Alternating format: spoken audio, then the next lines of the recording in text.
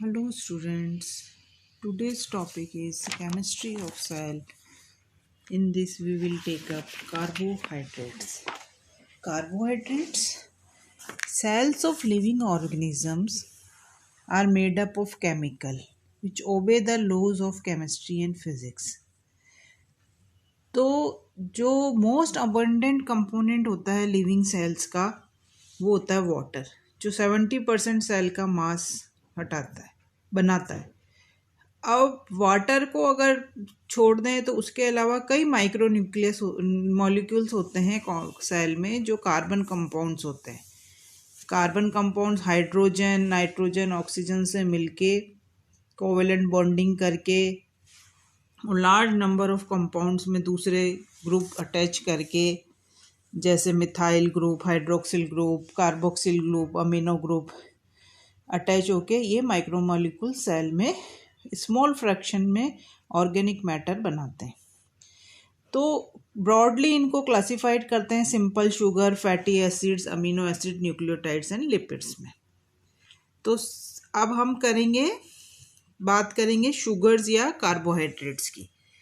तो कार्बोहाइड्रेट्स जो होते हैं वो 3 ग्रुप्स में हम यूजुअली उनको डिवाइड करते हैं, मोनोसेकेराइड्स, ओलिगोसेकेराइड्स एंड पॉलीसेकेराइड्स। जो सिंपलेस्ट शुगर्स होती हैं वो मोनोसेकेराइड्स होती हैं, जिनका जनरल फार्मूला होता है CH2O whole N, CH2O whole N, where N is an integer ranging from 3 to 7।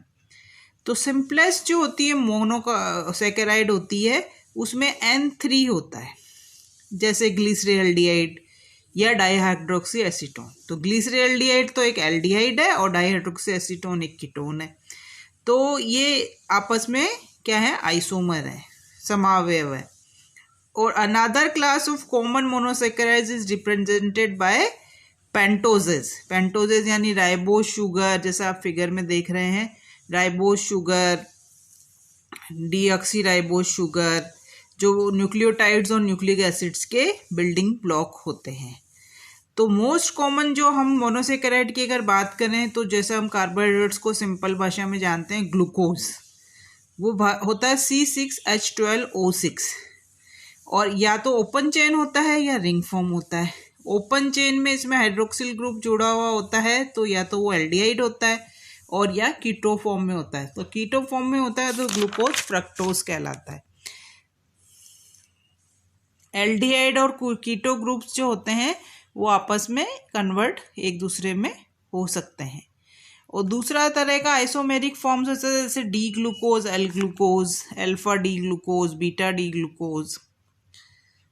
तो हाइड्रोक्सिल ग्रुप जो होता है, जो कार्बो मोनोसेकेराइड्स का, वो क्या होता है कि अदर ग्रुप से रिप्लेस हो जाता है। जब रिंग फॉर्म में कार्बोहाइड्रेट्स होते हैं, एल्डिहाइड कीटोन होते हैं, तो अनदर मॉलिक्यूल से वो अटैच हो जाते हैं, तो वो क्या कहलाते हैं, डाइसेकेराइड। एक शुगर मॉलिक्यूल दूसरे शुगर मॉलिक्यूल से हाइड्रोक्सिल ग्रुप से अटैच हो जाता है और एक पानी का जो है अणु निकल जाता है, तो इसको कहते हैं कंडेंसेशन। इससे लिंकेज बन जाता है और दो ग्लूकोज के अणु ग्लाइकोसिडिक बॉन्ड द्वारा आपस में जुड़ जाते हैं, और हाइड्रोक्सिल ग्रुप जो एक कार्बन एटम 1 पे होता है वो कहलाता है ग्लाइकोसिडिक हाइड्रोक्सिल। तो ग्लाइकोसिडिक लिंकेज में कौन सा कार्बन एटम है लिंकेज में ग्लाइकोसिडिक में, उसके आधार पे 1, 4, 1, 6, 1, 2 इस तरह से नंबरिंग की जाती है। तो जो सिंपल डाइसेकेराइड होता है वो 2 मॉलिक्यूल्स जो ग्लूकोज के जिसमें पाए जाते हैं। और टेबल में मैं आपको टेबल शो कर रही हूँ, इसमें आपको टेबल में दिखेगा कि कौन कौन से होते हैं, लैक्टोज, माल्टोज, सेलुबायोज, आइसोमाल्टोज और सुक्रोज। तो ये होते हैं डाइसेकेराइड। ट्राइसेकेराइड जो होते हैं, जैसे रेफिनोज जो है वो मोनोसेकेराइड यूनिट्स जुड़ के डी ग्लूकोज, डी फ्रक्टोज और डी गैलेक्टोज तीनों जुड़ के वो बन जाता है। तो शुगर और जो पॉलीसेकेराइड्स होता है उनकी स्टडी हम मैक्रोमोलिक्यूल्स में करेंगे। तो शुगर जो होती है वो जो कम होते हैं, 3 से ज़्यादा हायर ऑर्डर की जो होती हैं, फ्यूअर शुगर्स जो होती हैं, उनको कहते हैं ओलिगोसेकेराइड। ओलिगो मतलब सम। और जो शुगर्स होती हैं large number of monosaccharide units होती हैं जिनमें, उनको कहते हैं पॉलीसेकेराइड्स। ग्लूकोज मोनोमर्स, जैसे ग्लूकेन्स होता है उसमें ग्लूकोज के मोनोमर्स जुड़े हुए होते हैं। गैलेक्टेंस में क्या होता है, गैलेक्टोज के मोनोमर जुड़े होते हैं। और ये मैक्रोमोलिक्यूल्स होते हैं पॉलीसेकेराइड्स।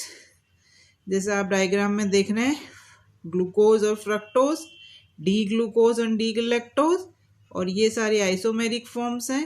लैक्टोज, माल्टोज, सेलोबायोज, ये सब डायसेकेराइड हैं। Thank you.